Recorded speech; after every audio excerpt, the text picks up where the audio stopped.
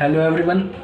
मेरा इस वीडियो को बनाने का बस एक ही पर्पज़ है। मैंने देखा जब मोस्टली टीचर क्या करते हैं, इस टॉपिक को पढ़ाते हैं साइन ऑफ ट्रिग्नोमेट्रिक फंक्शंस को, तो वो क्या करते हैं, एक ट्रिक बता करके आगे चलते हैं। लेकिन मेरा मानना है आपको ट्रिक बतानी है, बताओ अच्छी बात है, लेकिन उसके साथ साथ आपको रीज़न भी एक्सप्लेन करना चाहिए कि ये आया कैसे है। तो मैं इस वीडियो में वही एक्सप्लेन करूँगा। तो चलिए बिना किसी देरी के लेक्चर को स्टार्ट करते हैं। ये है आपका हमारा लेक्चर 4 और हमने लेक्चर 3 में ये पढ़ा था कि यूनिट सर्कल पर कोई भी हमारा पॉइंट होता है, उसका एक्स कोऑर्डिनेट कोस थीटा को रिप्रेजेंट करता है और वाई कोऑर्डिनेट साइन थीटा को रिप्रेजेंट करता है। ये हमने पढ़ा था। तो अब हमने सपोज कर लिया, तो ए कॉमा बी क्या हमने सपोज कर लिया, इस पर कोई भी पॉइंट है रैंडम, तो कोई भी रैंडम पॉइंट हमने इस सर्कल पर ए कॉमा बी सपोज कर लिया। तो आप मुझे एक बात बताइए, ए कोऑर्डिनेट की ए की मैक्सिमम वैल्यू हमें किस पॉइंट पर मिलेगी इस सर्कल पर। तो इसको बताने के लिए हमें एक चीज़ समझनी पड़ेगी। देखिए ये है सेकंड क्वाड्रेंट, ये है थर्ड क्वाड्रेंट। सेकंड और थर्ड क्वाड्रेंट में हमारा एक्स नेगेटिव होता है, मतलब ए यहाँ पर हमारा नेगेटिव होगा, ठीक है। तो हम ये वाले पूरे रीज़न को क्या कर देंगे, नेगलेक्ट कर देंगे। तो हमें मैक्सिमम वैल्यू के लिए इधर ही रहना पड़ेगा। तो चलिए यहाँ से स्टार्ट करते हैं। तो यहाँ पर सपोज कीजिए ए कोमा बी है, तो जब ए कोमा बी यहाँ पर है तो ए की वैल्यू यहाँ पर तो बिल्कुल ही जीरो हो जाएगी, क्योंकि वाई एक्सिस पर तो एक्स जीरो है। तब हम थोड़ा यहाँ पर आ गए, तो ए की वैल्यू इतनी हो गई, यहाँ पर आ गए तो ए की वैल्यू इतनी हो गई, यहाँ पर आ गए तो ए की वैल्यू इतनी हो गई, ठीक है। लेकिन जब हम यहाँ पर आ गए तो ए की वैल्यू इतनी होगी, लेकिन जब हम बिल्कुल ही एंड पॉइंट पर आ गए यहाँ पर, तो ए की वैल्यू इतनी हो गई।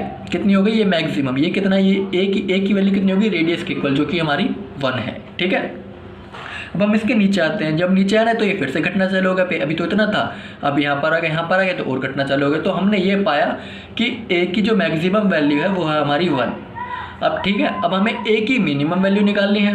जब हमें ए की मिनिमम वैल्यू निकालनी है तो हमें पता है मिनिमम मतलब अगर हम इधर रहेंगे तो हमें ए की पॉजिटिव वैल्यू मिलेगी और इधर रहेंगे तो नेगेटिव वैल्यू मिलेगी। तो फर्स्ट और फोर्थ में तो हमें पॉजिटिव मिलेगा ए, और सेकंड और थर्ड में हमें नेगेटिव मिलेगा। तो हमें ऑब्वियसली बात है मिनिमम वैल्यू इधर मिलनी है, तो इधर मिलनी है। तो चलिए स्टार्ट करते हैं इधर से। जब इधर से स्टार्ट करते हो तो ए की वैल्यू इतनी है, सपोज कीजिए माइनस जितनी भी है। जब हम इधर आ जाएंगे तो माइनस में क्वांटिटी जितनी छोटी होती है वो उतनी ही लार्जर होती है। हमें पता है -2 क्या होता है, -3 से बड़ा होता है। तो सपोज कीजिए यहाँ पर क्या है, ए की जो वैल्यू हो माइनस के 0.2 है, और यहाँ पर जब हमने लिया ए को बी को, तो यहाँ पर ये तो ए की वैल्यू होगी -3, ठीक है, क्योंकि ये तो बड़ा हो गया। तो -3 तो छोटा होता है। जैसे जैसे हम आगे बढ़ते जा रहे हैं तो ए की वैल्यू यहाँ पर छोटी होती जा रही है, क्योंकि नेगेटिव है, ठीक है, नेगेटिव है। तो जब हम सपोज कीजिए एंड पॉइंट पर आ गए यहाँ पर, तो ए की वैल्यू होगी -1, यानी कि ए की वैल्यू -1 होगी। जब हम यहाँ से जा रहे हैं तो ए की वैल्यू फिर बढ़ रही है, यहाँ पर जा रहे हैं तो ए की वैल्यू अब कितनी होगी, ए की वैल्यू होगी हमारी अब सपोज कीजिए -0.4, ठीक है। यहाँ पर -1 थी, यहाँ पर ले तो -0.3 हो गई, यहाँ पर ले तो -0.2 हो गई। तो मिनिमम वैल्यू कितनी है ए की, -1, ठीक है। तो हमें यहाँ से ये पता चला, तो ए की जो मैक्सिमम वैल्यू है वो है 1 और बी की मिनिमम वैल्यू है -1। तो ए ज़्यादा से ज़्यादा 1 होगा और कम से कम -1 होगा, ठीक है। तो इसका मतलब क्या है, ए हमेशा -1 से 1 के बीच में लाई करेगा। तो अगर आपसे किसी ने कह दिया ए की वैल्यू 2 है, तो आप कह देंगे वो गलत है, क्योंकि ए की मैक्सिमम वैल्यू 1 है, वो उससे ज़्यादा हो ही नहीं सकता। इन दी सिमिलर वे बी की वैल्यू भी हमारी -1 से 1 के बीच में आएगी, आप खुद बना करके देख लीजिएगा, ठीक है। तो अब हमें पता है ए क्या है हमारा, कोस थीटा, और हमें पता है हमारा बी क्या है, साइन थीटा। तो मेन बात क्या है, मेन बात ये है हमें ऐसे कोस थीटा और साइन थीटा की रेंज पता चल गई। अब आप सोच रहे होंगे ये रेंज क्या होती है, तो चलिए मैं आपको बताता हूँ रेंज क्या होती है। रेंज क्या होती है, किसी भी चीज़ की जो रेंज होती है, मतलब वो उससे ज़्यादा कहीं जा ही नहीं सकता और उससे कम जा ही नहीं सकता। जैसे सपोज कीजिए अभी लॉकडाउन लग रहा है, तो आप अपने घर से बाहर नहीं जा सकते, तो आपकी रेंज क्या, आप अपने घर में ही रह सकते हैं। लॉकडाउन का मतलब घर में ही रहना है, तो आपकी रेंज क्या, आप घर में ही रह सकते हैं। इन दी सिमिलर वे ये दोनों भी लॉकडाउन, ये भी दोनों भी सपोज कीजिए लॉकडाउन में फंस गए हैं, तो कोस थीटा हमारा -1 से 1 के बीच में ही रहेगा। कोस थीटा का घर है -1 से 1 के बीच में, और साइन थीटा का घर है -1 से 1 के बीच में। तो ये भी लॉकडाउन लग गया है, लेकिन हमारे में, इनके में और हमारे पास फ़र्क इतना है कि हमारा लॉकडाउन टेम्परेरी है, इनका हमेशा है। तो कोस थीटा हमेशा -1 के बीच में ही रहेगा, -1 से 1 के बीच में ही रहेगा, और साइन थीटा हमारा -1 से 1 के बीच में रहेगा। तो दोनों की रेंज क्या होती है, -1 से 1 होती है। अगर सपोज कीजिए आपसे किसी ने कह दिया कोस थीटा की वैल्यू हो गई 2, तो आप समझ जाएंगे गलत है, क्योंकि कोस थीटा की मैक्सिमम वैल्यू ही 1 होती है, तो 2 कैसे होता है। तो आप बोल देंगे रॉन्ग स्टेटमेंट, तो ये स्टेटमेंट क्या है, रॉन्ग है। ठीक है, तो कोस थीटा कभी भी 1 से बड़ा नहीं हो सकता और -1 से छोटा नहीं हो सकता। अगर इन दी सिमिलर वे कोई आपसे कहता है कोस थीटा -2 है, तो अब ये भी गलत है, क्योंकि कोस थीटा -1 से छोटा ही नहीं हो सकता। और यही बात साइन थीटा पर भी एप्लीकेबल है। ठीक है, यहाँ पर आप कोस थीटा लिख लीजिए, यहाँ साइन थीटा लिख लीजिए, स्टेटमेंट तो आपका रॉन्ग ही रहेगा। ठीक है, इतना समझ में आया। चलिए अब नेक्स्ट पॉइंट की बात करते हैं।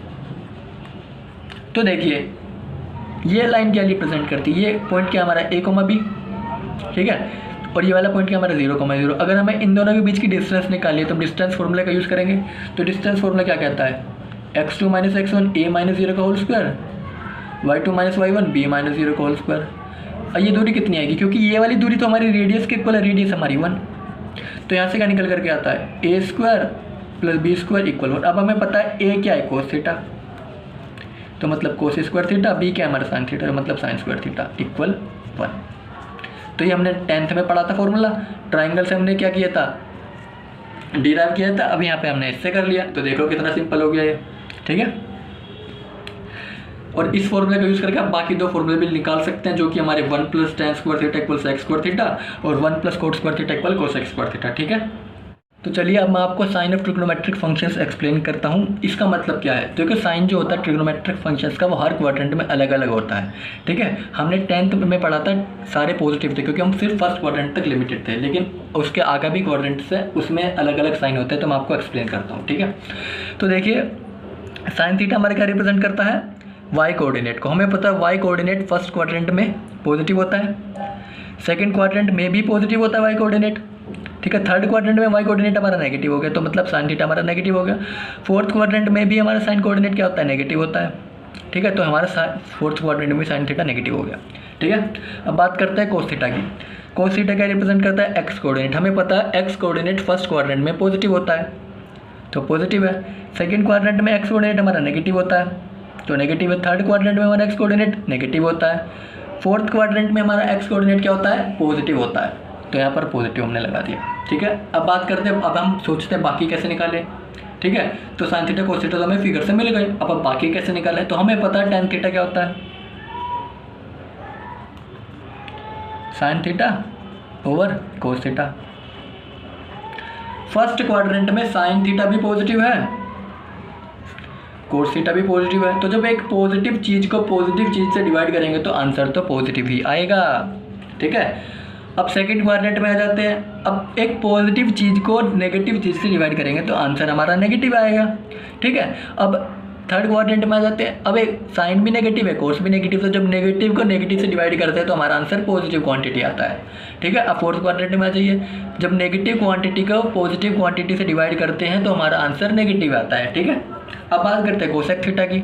अब हमें पता है कोसेक थीटा क्या होता है, साइन थीटा का रेसिप्रोकल होता है, तो हमें पता है कोसेक थीटा क्या होता है, 1 ओवर साइन थीटा होता है। तो साइन थीटा तो पॉजिटिव है फर्स्ट क्वाड्रेंट में, तो 1 अपॉन पॉजिटिव, तो 1 अपॉन पॉजिटिव की वैल्यू क्या आएगी, एक पॉजिटिव क्वांटिटी आएगी। ठीक है, अब बात करते हैं सेकंड क्वाड्रेंट में। सेकंड क्वाड्रेंट में भी अब साइन थीटा हमारा पॉजिटिव है।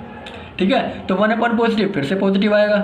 अब साइन थीटा थर्ड क्वाड्रेंट में हमारा नेगेटिव है, तो 1 अपॉन नेगेटिव कितना आएगा, नेगेटिव आएगा। अब फोर्थ क्वाड्रेंट में हमारा साइन थीटा क्या नेगेटिव है, तो फिर से नेगेटिव आएगा। इन दी सेक अब सेक थीटा बताइए, सेक थीटा क्या, कोस थीटा हमारा फर्स्ट क्वाड्रेंट में क्या होता है, देखो सेक थीटा क्या होता है, कोस थीटा का रेसिप्रोकल होता है। ठीक है, तो फर्स्ट क्वाड्रेंट में कोस थीटा हमारा पॉजिटिव है, तो सेक थीटा भी तो पॉजिटिव होगा, क्योंकि 1 अपॉन पॉजिटिव तो पॉजिटिव ही देगा। अब सेकंड क्वाड्रेंट में नेगेटिव है तो 1 अपॉन नेगेटिव नेगेटिव देगा। थर्ड क्वाड्रेंट में नेगेटिव है तो 1 अपॉन नेगेटिव नेगेटिव देगा। फोर्थ में पॉजिटिव है तो 1 अपॉन पॉजिटिव पॉजिटिव देगा। अब कोट थीटा आपको मुझे बताना पड़ेगा।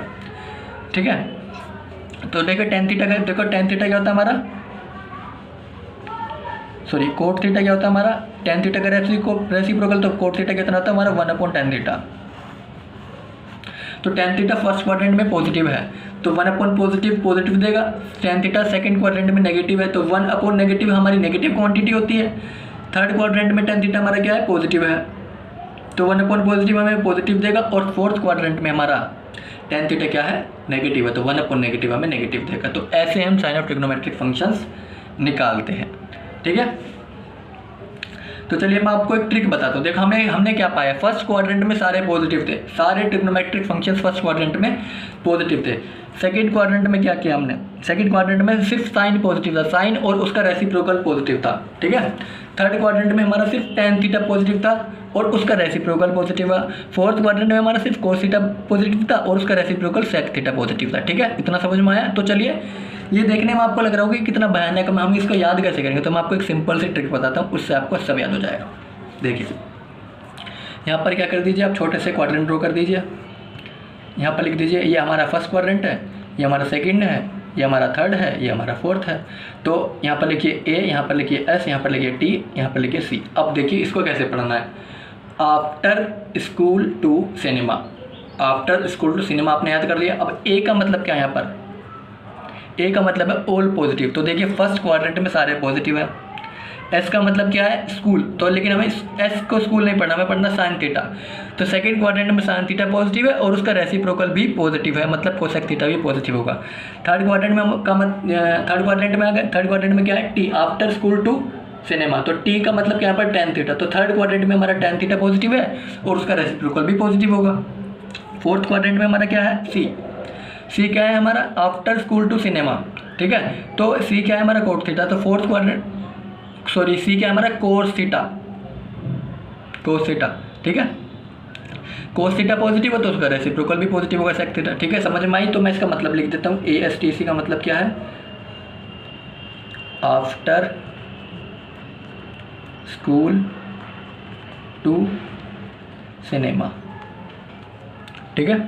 ये लिख दिया मैंने। यहाँ पर ए क्या रिप्रेजेंट करता है, ऑल पॉजिटिव।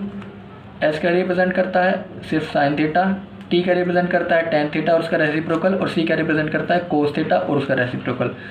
तो एस का मतलब साइन थीटा और उसका रेसिप्रोकल, टी का मतलब tan थीटा और उसका रेसिप्रोकल, सी का मतलब कोस थीटा और उसका रेसिप्रोकल, ठीक है। अब हम आगे एक क्वेश्चन करेंगे, बस हमारा फिर वीडियो खत्म हो जाएगा।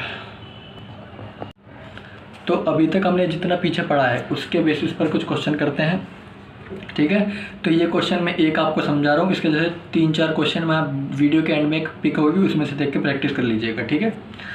तो मैं चलिए मैं आपको बताता हूँ ये क्वेश्चन क्या कह रहा है। तो क्वेश्चन क्या कह रहा है, if cos x equal -3/5 and x lies in the third quadrant then find the value of other 5 trigonometric functions. तो क्वेश्चन कह रहा है अगर cos x की वैल्यू -3/5 है और x हमारा थर्ड क्वाड्रेंट में लाई करता है, तो हमें अदर 5 ट्रिग्नोमेट्रिक फंक्शंस की वैल्यू निकालनी है, जो कि अदर ट्रिग्नोमेट्रिक फंक्शंस है, जैसे sine theta sine x cos x की तो क्यों ना sine x, tan x, sec x, cosec x और कोट एक्स, इसकी हमें वैल्यू निकालनी है अगर cos x -3/5 है और x हमारा थर्ड क्वाड्रेंट में लाई करता है। तो सबसे पहले समझिए, देखिए हमें गिवन क्या है,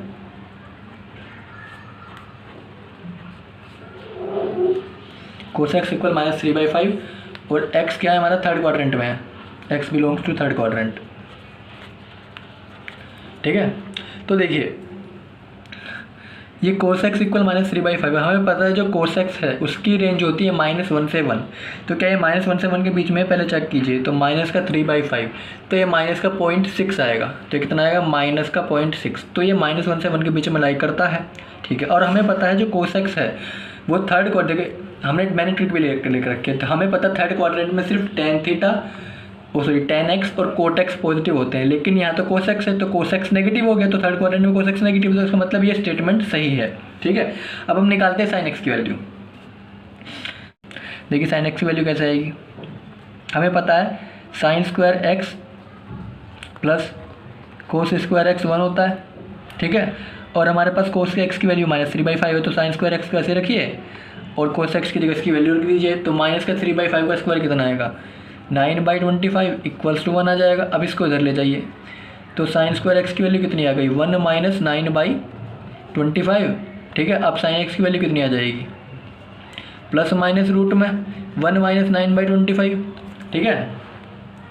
अब sin x, अब देखिए इसको सोल्व करेंगे हम, इसको सोल्व करेंगे तो आएगा प्लस माइनस रूट में 16/25, तो that is equivalent to sin x equals to plus का रूट को ओपन करेंगे तो 4/5 and sin x equals to minus का 4/5। अब देखिए x तुम्हारा थर्ड क्वाड्रेंट में है, हमें पता है sin x थर्ड क्वाड्रेंट में क्या होता है, नेगेटिव होता है, ठीक है। देखिए क्योंकि थर्ड क्वाड्रेंट में सिर्फ tan और उसका रेसिप्रोकल पॉजिटिव होता है, लेकिन sin x तो नेगेटिव होता है, तो लेकिन यहाँ तो पॉजिटिव आ रहा है, तो हम इस वाली वैल्यू को कर देंगे नेगलेक्ट कर देंगे। ठीक है, तो sin x की वैल्यू क्या आ गई, -4/5। अब हमारे पास cos x आ गया, sin x आ गया, हम tan x निकाल सकते हैं आराम से।